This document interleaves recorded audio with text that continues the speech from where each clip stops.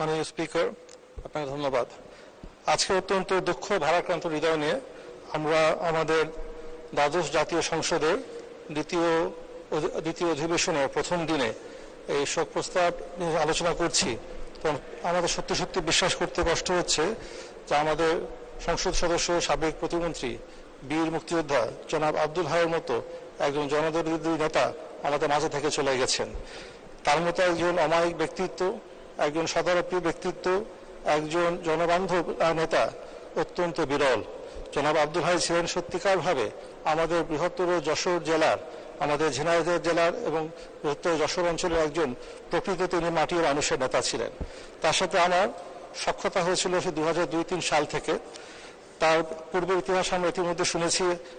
তার 1971 সালের মহান মুক্তিযুদ্ধে তার গৌরবোজ্জ্বল ভূমিকা, গেরিলা যোদ্ধা হিসাবে সম্মুখ যুদ্ধে অংশগ্রহণ করা, জাতির জনক বঙ্গবন্ধু শেখ মুজিবুর রহমানের ডাকে বাংলাদেশ বিনির্মাণে অংশগ্রহণ করা, ছাত্রলীগ যুবলীগের একাধিক পদে তৎকালীন ঝিনাইদহ মহকুমা এবং যশোর জেলায় তিনি দায়িত্ব পালন করেছেন। 1975 সালে জাতির জনক বঙ্গবন্ধু শেখ মুজিবুর রহমানের মর্মান্তিক শাহাদাতের পরে তিনি প্রতিরোধ করতে দেশ ছেড়ে চলে গেছেন। আবার তিনি বাংলাদেশে ফেরত এসেছেন জননেত্রী, বাংলাদেশ আওয়ামী লীগের সভানেত্রী, জাতির জনক বঙ্গবন্ধু শেখ মুজিবুর রহমানের সুযোগ্য কন্যা, আমাদের প্রাণপ্রিয় নেত্রী শেখ হাসিনার নেতৃত্বে তিনি বাংলাদেশ আওয়ামী লীগকে আমাদের যশোর অঞ্চল সহ ঝিনাইদহ অঞ্চলে পুনর্গঠন করা এবং সকল আমাদের তৎকালীন সামরিক যন্ত্র বিরোধী সকল আন্দোলনে তিনি অত্যন্ত গৌরবের সাথে অংশগ্রহণ করেছেন।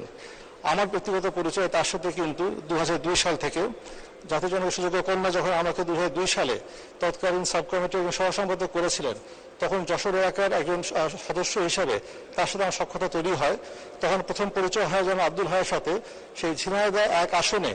তখন অত্যন্ত 16 কোটি আসন ছিল, এমন একটা আসন যা কিন্তু আওয়ামী লীগ 1991 সালে জয়লাভ করতে পারেনি, 96 সালে জয়লাভ করতে পারেনি। 2001 সালে সেই সময় তিনি কিন্তু সেই আসন জয়লাভ করে দেখেছিলেন। তিনি কিন্তু হচ্ছেন একজন সত্যিকার হয়ে প্রকৃত মাটি মানুষের তিনি নেতা। জনাব আব্দুল হাই ছিলেন সদালবী ব্যক্তি। তার সাথে আমার এখনো মনে আছে যে 2004 সালে আমাদের মাননীয় নেত্রী তিনি একটি প্রোগ্রাম দিয়েছিলেন যে উত্তর থেকে দক্ষিণ পর্যন্ত এবং পূর্ব থেকে পশ্চিম পর্যন্ত মানববন্ধন হবে। সেই মানববন্ধন তখন গিয়েছিল কিন্তু পূর্ব থেকে পশ্চিম আমাদের ঝিনাইদহ এবং যশোর জেলা দিয়ে। আমাদের বর্তমান সংসদের উপনেতা বেগম মতিয়া চৌধুরীর নেতৃত্বে আমরা তখন একটা ইয়াং টিম গেছিলাম ওনার সাথে কিন্তু সেই যশোর, ঝিনাইদহ, মাগুরা সকল এলাকায় সফর করতে। সেখানে আমরা ঝিনাইদহ এলাকা তখন আব্দুল ভাইকে আমরা পেয়েছিলাম। তখন তিনি বিরোধী দলের সংসদ সদস্য।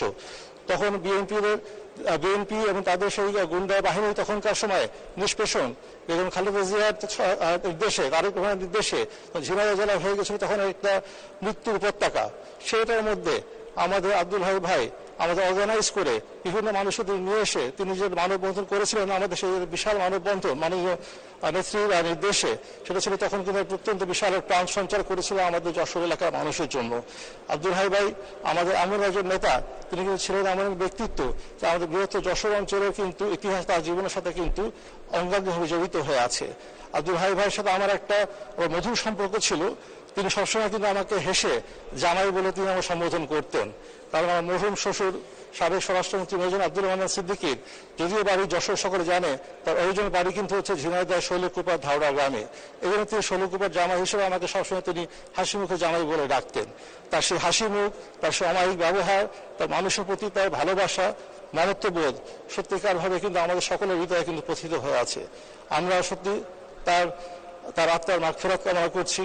তার শোক সন্তপ্ত পরিবারে প্রতি আমাদের সমবেদনা জ্ঞাপন করছি এবং জনাব আব্দুল হাইয়ের জীবন থেকে আমাদের অনেক কিছু শিক্ষণীয় আছে।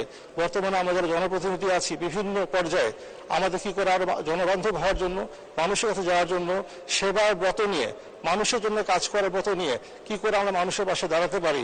আমাদের নেত্রী আমাদের যেভাবে নির্দেশ দিয়েছেন, আমরা যেভাবে তিনি ডিজিটাল বাংলাদেশ তৈরি করেছেন, ভবিষ্যতে স্মার্ট বাংলাদেশ তৈরি করে আমাদের নির্দেশ দিয়েছেন তিনি 2031 সালের মধ্যে, সেই আব্দুল হাইয়ের জীবন থেকে শিক্ষা নিয়ে আমাদের কিন্তু সামনে এগিয়ে যেতে হবে। আমি আবারও যেন আব্দুল ভাই আমাদের কাছে নাই, এটা চিন্তা করতে বেশ কষ্ট হচ্ছে।